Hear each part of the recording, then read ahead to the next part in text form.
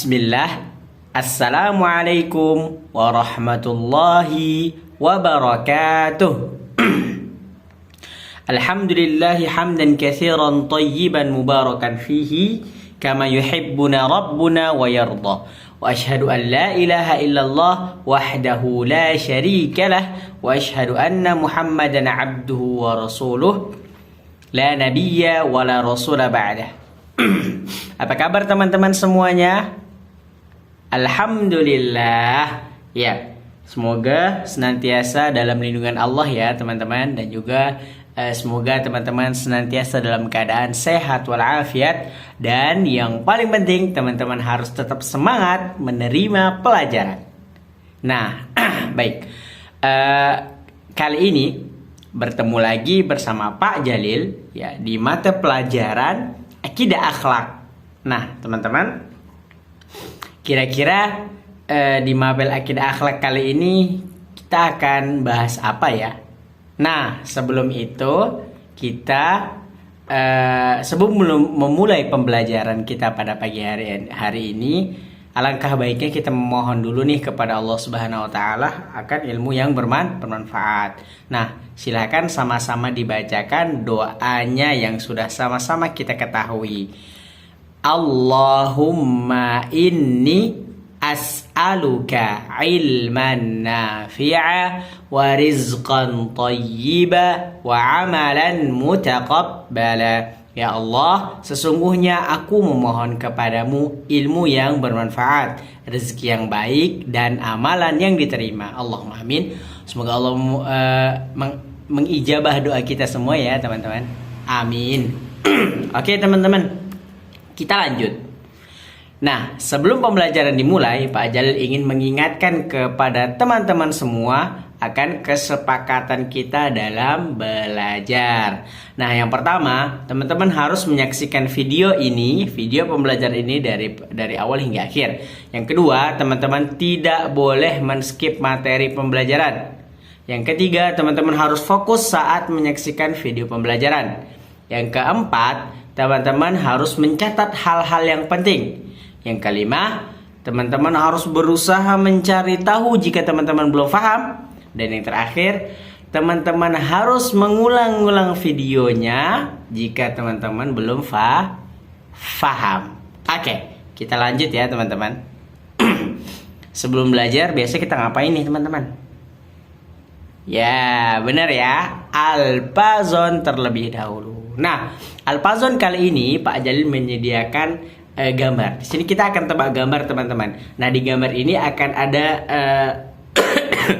satu kalimat teman-teman.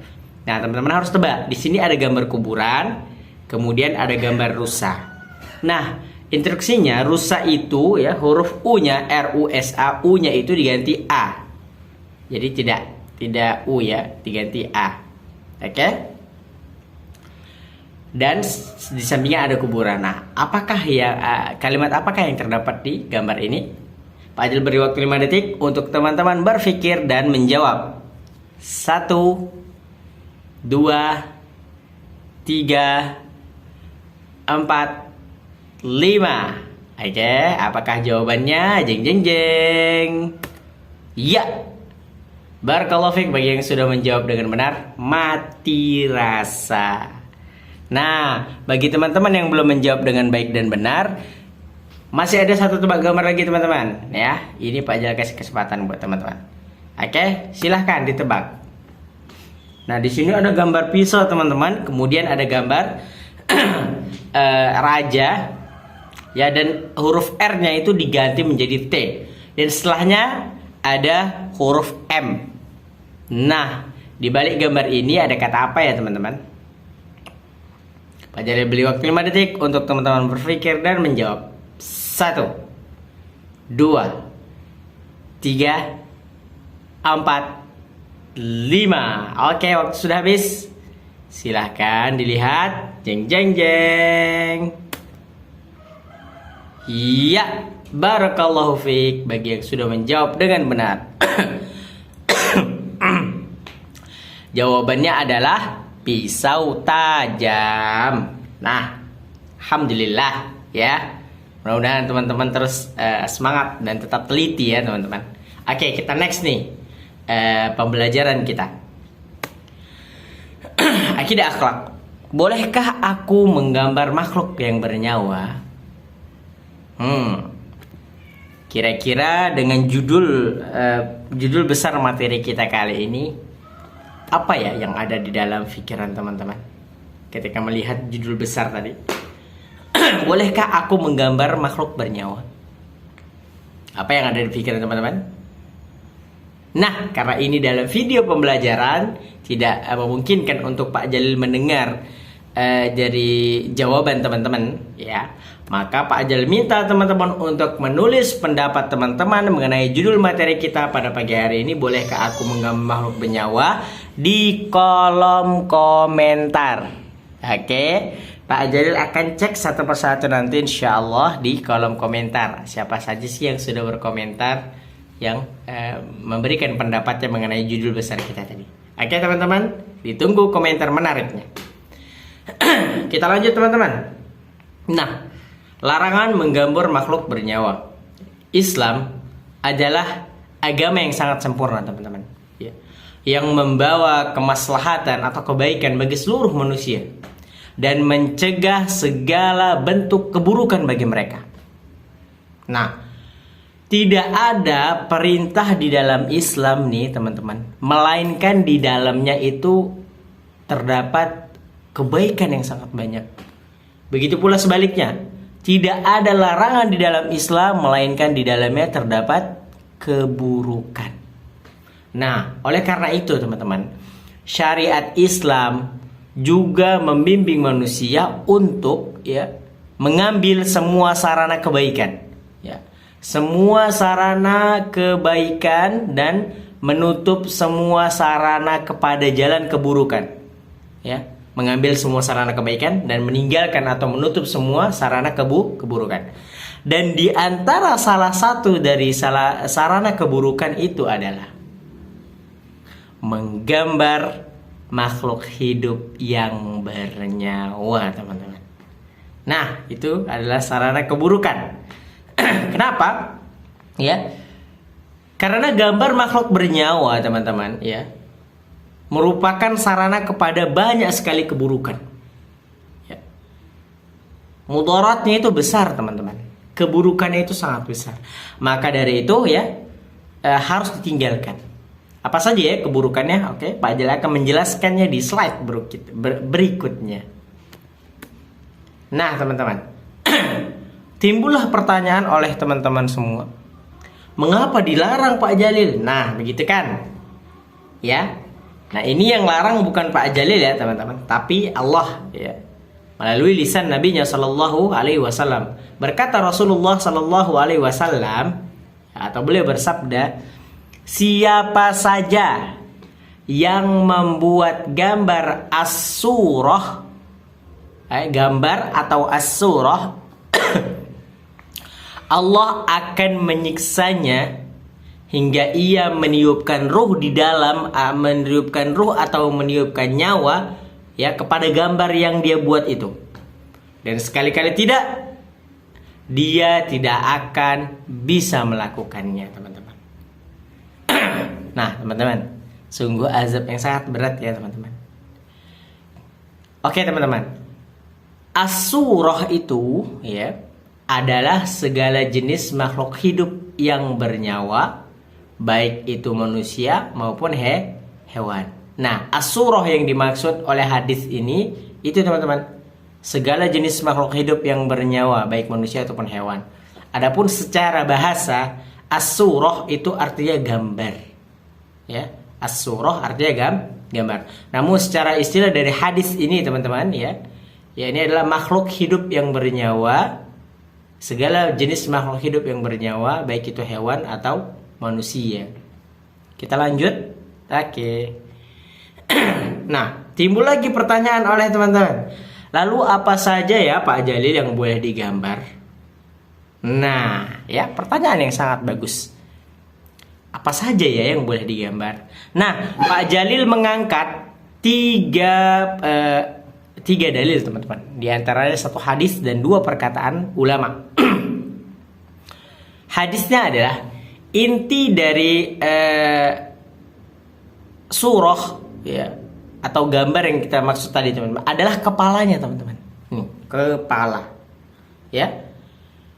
Jika kepalanya dipotong atau tidak menggunakan kepala ya teman-teman, bukan kepalanya dipotong ya, maksudnya tidak menggambar bagian kepalanya, maka ia bukan as-surah teman-teman, bukan as-surah. Kemudian ulama kita mengatakan atau mengomentari hadis ini, Syekh Muhammad bin Shalih Al-Utsaimin rahimahullah mengatakan, gambar makhluk bernyawa yang tidak jelas seperti yang memiliki anggota tubuh yakni kepala dan leher namun tidak ada matanya atau tidak ada hidungnya, maka seperti ini tidak mengapa teman-teman, karena tidak menandingi ciptaan Allah. Ya. Kemudian ulama kita beliau Syekh Muhammad bin Shalih Al-Utsaimin rahimahullah ta'ala, beliau melanjutkan perkataannya, jika gambar makhluk bernyawa tersebut tidak jelas, yakni tidak ada matanya, tidak ada hidungnya, tidak ada mulutnya, dan tidak ada jari jemarinya, maka ini bukan gambar makhluk hidup yang bernyawa yang sempurna teman-teman, dan tidak termasuk menandingi ciptaan Allah. Ya, kita lanjut teman-teman. Nah, hadis dan perkataan ulama tadi teman-teman menunjukkan ya bahwa intisari atau inti dari as-surah tadi teman-teman ya. Inti dari larangan menggambar as-surah tadi ya, makhluk hidup yang bernyawa, adalah kepalanya teman-teman. Jika gambar kepala itu tidak ada matanya atau gambar tidak digambar kepalanya, tidak lagi disebut as-surah teman-teman. Oleh karena itu sebagian ulama memberikan keringanan, ya, memberikan kelonggaran, menggambar makhluk bernyawa, ya, boleh menggambar makhluk bernyawa jika tidak ada kepalanya atau ada kepalanya namun tidak lengkap atau tidak sempurna wajahnya, karena tidak termasuk menandingi ciptaan Allah Subhanahu wa taala. Maksudnya adalah manusia ciptaan Allah Subhanahu wa taala adalah sempurna. Tidak ada yang tanpa kepala atau tanpa wajah ya. Kita diciptakan oleh Allah Azza wa Jalla dengan sebaik-baik ya, ahsani taqwim ya, sempurna teman-teman. Oke? Kita lanjut lagi teman-teman. Nah, setelah kita mengetahui larangan dari menggambar makhluk hidup yang bernyawa, ya, kira-kira ketika ada orang yang melanggar, apa sih akibat dari perbuatannya itu? Ya. Apa akibat dari melanggar aturan Allah Ta'ala dengan menggambar makhluk yang bernyawa? Apa? Nah,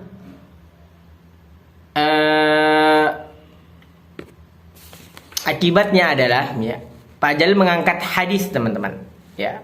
Hadis dari Aisyah radhiyallahu anha bahwa Nabi sallallahu alaihi wasallam bahwa Ummu Habibah dan Ummu Salamah menceritakan ada gereja yang mereka lihat di Habasyah. Di dalamnya terdapat gambar-gambar makhluk bernyawa. Mereka berdua menceritakan hal tersebut kepada Rasulullah sallallahu alaihi wasallam. Beliau alaihi salatu wassalam bersabda, gambar-gambar tersebut adalah gambar orang-orang yang dahulunya merupakan orang saleh lalu meninggal. Kemudian dibangunkan tempat ibadah di atas kuburan mereka dan digambarlah gambar-gambar tersebut. Orang-orang yang menggambar itu adalah orang-orang yang paling bejat di sisi Allah di hari kiamat. Ya. Salah satu akibatnya ini teman-teman, dia menjadi orang yang paling bejat di hari kiamat di sisi Allah teman-teman. Banyak ya teman-teman akibat-akibat dari menggambar makhluk yang bernyawa atau akibat dari melanggar perintah Allah tentang menggambar makhluk bernyawa ini teman-teman. Ya, di antaranya Pak Ajal ada mendengar hadis dan di sini tidak Pak Ajal cantumkan ya, bahwasanya orang yang paling berat azabnya di akhirat adalah orang yang menggambar makhluk bernyawa, karena dia menandingi ciptaan Allah, teman-teman. Ya, kita mengakui bahwa Allah adalah sang pencipta, tapi kita membuat suatu tandingan bagi Allah. Maka ini tidak baik ya teman-teman. Ini tercela, perbuatan yang amat tercela. Ya, semoga Allah menjauhkan kita dari hal tersebut. Allahumma amin. Kita lanjut teman-teman. Oke, ada pertanyaan nih untuk teman-teman solih dan soleha semua. Apa itu tauhid? Apa itu uluhiyah? Pernahkah teman-teman mendengarnya?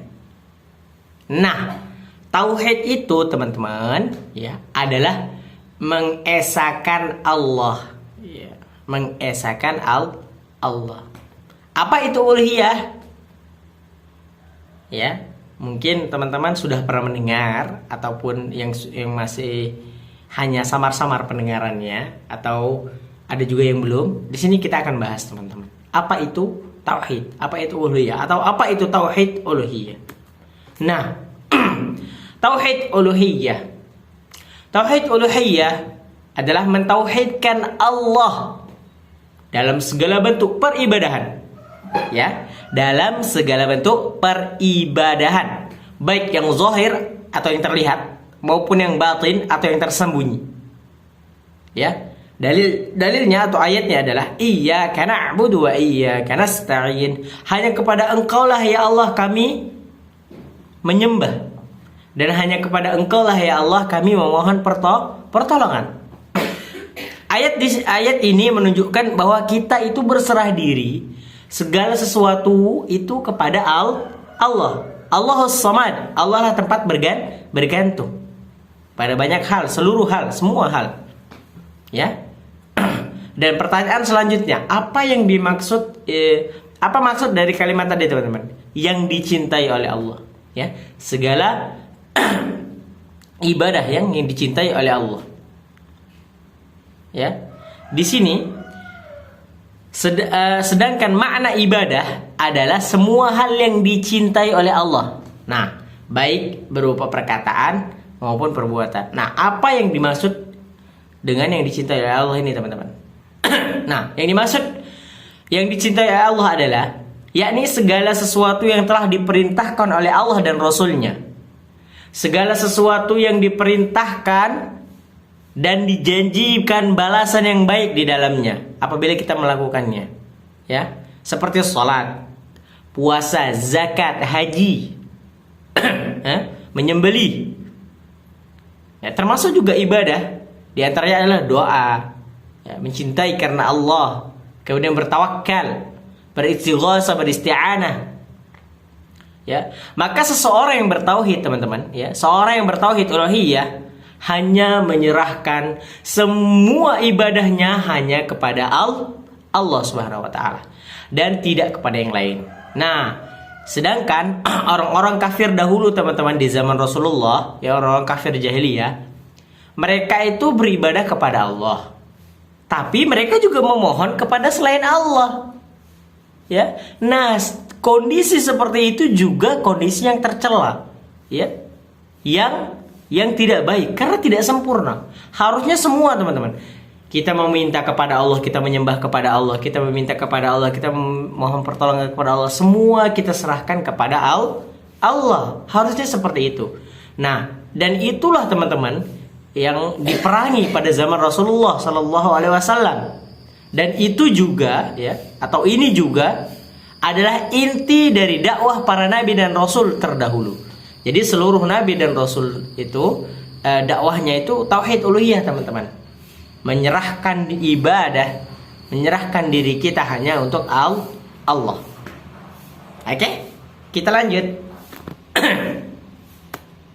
Nah, kita masuk kepada kesimpulan teman-teman. Ya.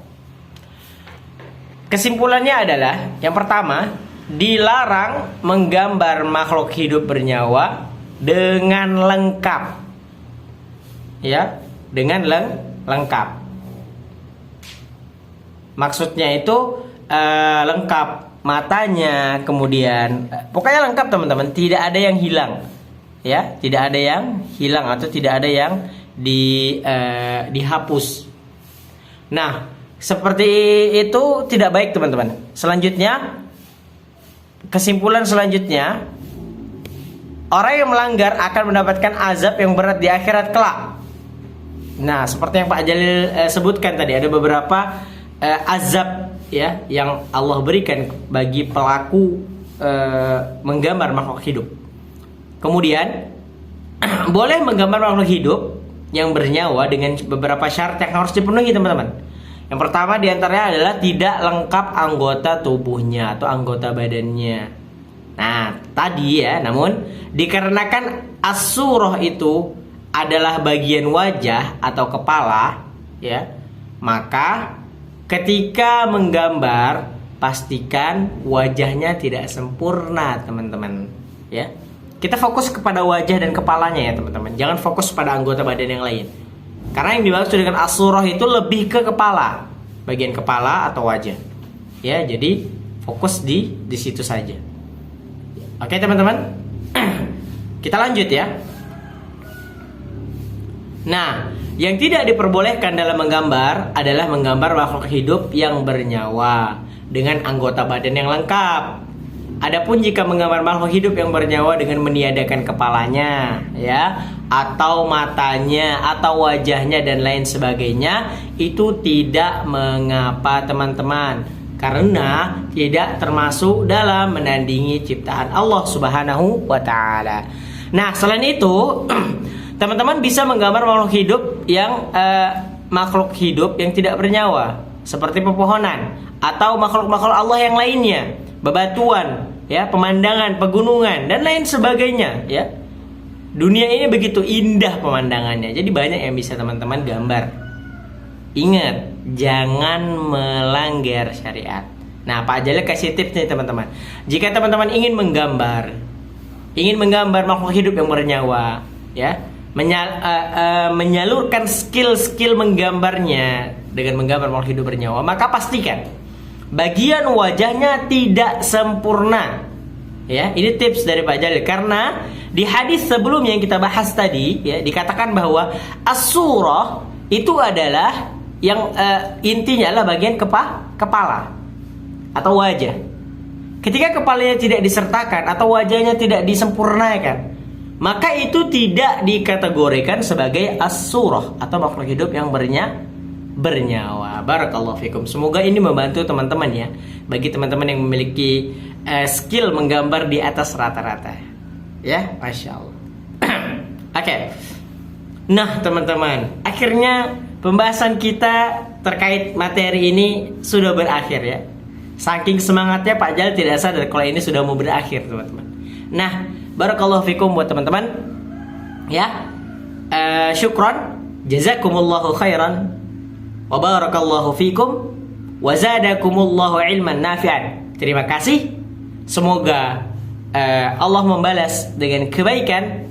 Semoga Allah memberikan berkah buat kita semua, dan semoga Allah senantiasa menambahkan ilmu yang bermanfaat untuk Pak Jalil pribadi dan untuk teman-teman semuanya. Allahumma amin. Baik teman-teman, kita tutup dengan membacakan doa kafaratul majlis. Sebelum itu, Pak Jalil ingatkan, ketika nanti penugasan serunya datang atau sudah diberikan, pastikan teman-teman sudah memahami materi ini terlebih dahulu ya, supaya teman-teman lebih siap lagi dalam mengerjakan penugasannya. Oke? Subhanakallahumma wa bihamdika asyhadu an la ilaha illa anta astaghfiruka wa atubu ilaik wa akhiru da'wana 'anil hamdulillahi rabbil alamin. Assalamualaikum warahmatullahi wabarakatuh.